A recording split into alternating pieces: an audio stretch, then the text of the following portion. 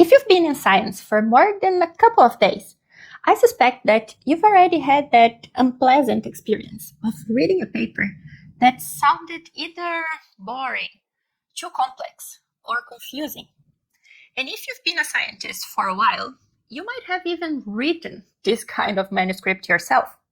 I certainly did, and more than once. What frequently happens in these cases is simply the lack of an interesting storyline that we can follow from beginning to end of the paper. So in this video, we will discuss why telling a story is not just a trick, but the most important aspect in publishing a successful paper, and how you can start transforming your paper into something much more exciting as soon as you finish watching this video. Hi, my name is Jenifer. I have more than 15 years of experience working around the world as a biomedical scientist, doing research, publishing papers, supervising students, and all the academic stuff. Here at the Empath Advisor, I share all the best tools I discovered through my journey, as they might inspire you to have an easier and more enjoyable academic experience too.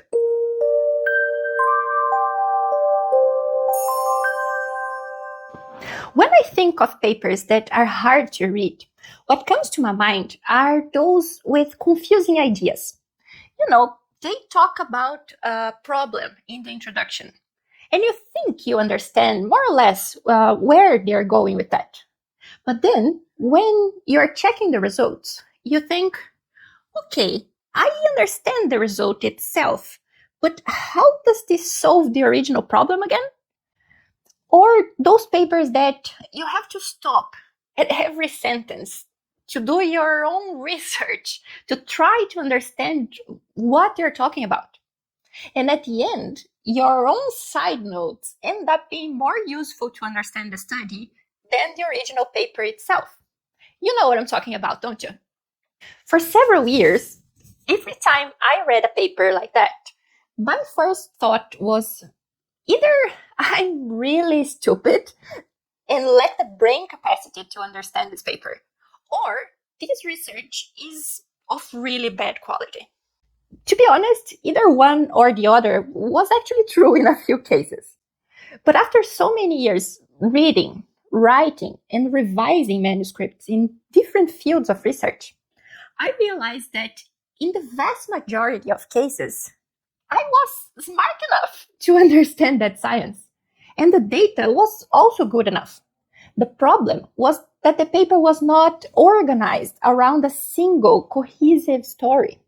That's why reading papers sometimes feels like a punishment. We sit down with the expectation of reading a paper and absorbing a clear knowledge from it. But we end up having to read 5 other papers just to be able to grasp what the first paper wanted to say. But you're not here to discuss the difficult papers you have to read. You're here to understand how to avoid accidentally becoming the author of one of those papers. If you're confident that your data is good enough to write a paper, now everything you have to do is use them to tell your readers a good story. Because believe it or not, your research paper has a story, or at least it should. What we want is to write those rare papers that are so easy to understand, that make people feel smarter reading it, that will catch people's attention, and they will remember the main ideas after finishing. We want our publications to change how someone thinks about a topic and to leave a positive impact. The best tool I found so far to achieve that is storytelling. And in case you're already thinking, oh great, everything I need in my life now is a master's in storytelling, so just I can write my paper. Relax. It's much simpler than you think. You should keep in mind that your paper is a story about discovery, about your discovery journal. When you list a bunch of data, your reader's brain goes, okay, numbers, this is boring. Can we do something else? But when you tell a story about the same data, one with beginning, middle, and end, A story with meaning. A story that guides your reader through your process to get there, that leaves them with a clear idea of the potential impacts of what you just told them. Then suddenly, the emotion, memory, and even decision-making areas of the brain light up. Even the smartest scientists who will read your paper, they are still humans, like everyone else. And the human brain loves a good story. It remembers it, connects with it, tells its friends about it. Humans have been using stories to pass on life essential information for thousands of years. Long before we had the internet or even paper, stories were how people learned to find food, to manage dangerous situations, and to take care of each other. Stories were how knowledge survived from one generation to the next. So no, storytelling isn't just a trick to write a paper to go viral on TikTok. It's actually how humans make sense of the world. And what is science if not trying to make sense of the world? Now that you understand why telling a story is the most important thing you can do to secure yourself successful papers, you might be thinking, But how can I turn my papers into a compelling story? I'm glad you asked. That's a great question. Ideally, you would plan your story before you write a single word of your manuscript. But if you have a draft already and you just want to polish it into a more cohesive story, you can do that as well. It's never too late. And even the most technical or complex research can and should follow a narrative. And here's how you can start applying that to every section of your paper right now. First, think of your introduction as the beginning of the story. What's the big question? What's the problem that needs a solution here? Why should anyone care about it? What's been already done to try to solve this problem? And why wasn't it enough? Walk the reader through the central problem. You're setting the stage for your show here. You want your readers to grab their popcorn and think, This is going to be interesting. even if your research is super deep and specific into a topic, find a way to bring it closer to real life. Briefly tell your readers why answering such question would benefit anyone. For example, one of the strategies that I suggest in my ebook is to start by framing a mystery. Let's say I'm writing about how neural oscillations play a key role in cognitive function. An engaging way to start the paper could be by asking, why do we sometimes remember the details of a conversation from years ago, but forget where we placed our keys yesterday? The answer may lie in the rhythm process of brain activity known as neural oscillations, which act like a conductor, keeping different brain regions in sync. This approach creates a mystery that pulls the reader in. They will be curious to know more. If you want to see more easy strategies for applying storytelling to each section of your paper, I'll leave the link for a free sample of my ebook in the description. It's a complete master plan for writing unforgettable papers. The most important thing I want you to remember is that your whole paper should be anchored to the central problem that you explore in the introduction. I know it sounds obvious, but it's super common to see papers that easily deviate from the main topic, even before the introduction is over. Second, your methods should be the rising action of the story. The method section is frequently neglected when we write a paper. It's usually not the star of the show, indeed. But here is a precious opportunity to explain to your readers the logical progress of your scientific discovery.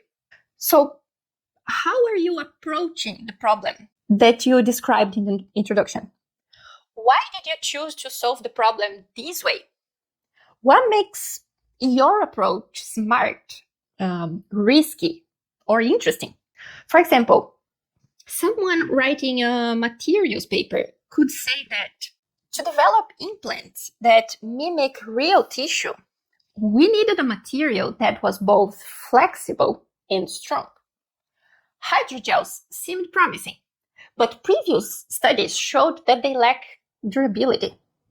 To overcome this, we designed a photopolymerization method that cross-links the hydrogel while preserving elasticity. Here's how we tested its mechanical properties. Can you see how this approach shows why the method was chosen and not just what was done? It makes it so much easier for the reader to just keep going without having to stop and ask where this came from. Third, your results should be the climax, the turning point of the story. For me, the most important thing here is the order. Instead of describing your results in the order that you obtained them, reorganize them in a logical way. Place them in a sequence that builds toward your main conclusion. What did you discover? What's the most impactful result?